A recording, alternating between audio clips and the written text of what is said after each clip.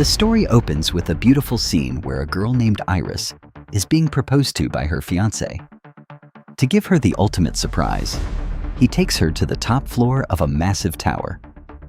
Everything is perfect until absolute chaos breaks out. The massive glass windows shatter, causing terrified people to plummet to their deaths.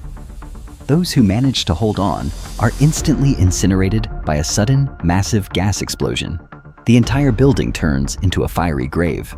But then comes a shocking twist. This entire nightmare is actually a recurring dream haunting a young girl named Stefani. Steffi. This terrifying premonition plagues her every single day, driving her into deep panic. Desperate for answers, Steffi begins researching online. She freezes when she discovers an old photograph of the exact couple from her nightmares. Shockingly, the picture is sitting right inside her own family photo album. When Steffi asks her family about the photo, she learns that the couple are actually her maternal grandparents. However, her grandmother no longer lives with them. She lives completely isolated in a very old remote house far outside the city. Confused and unsettled, Steffi drives out to the secluded house to find out the truth. When she explains her nightmares, her grandmother is horrified and reveals the dark truth of the curse. The grandmother explains that back in the 1960s, her husband successfully cheated death in a major disaster. Because they cheated death, a curse was placed on their entire bloodline. Death wants to wipe out their entire family tree, because if they had died that day, their children and future generations would never have existed. Death kills strictly in a specific sequence. The grandmother reveals she hid in this remote house to stay off Death's radar, because as long as she stays alive, Death cannot move down the sequence to touch the rest of the family. Steffi refuses to believe this crazy story and angrily walks out of the house. Desperate to stop her, the grandmother runs outside, but the moment she steps out, Death traps her, killing her on the spot. Terrified, Steffi rushes back to warn her family, but Death's sequence is already in motion. Immediately after the grandmother, Steffi's uncle, the grandmother's son, is brutally and violently killed.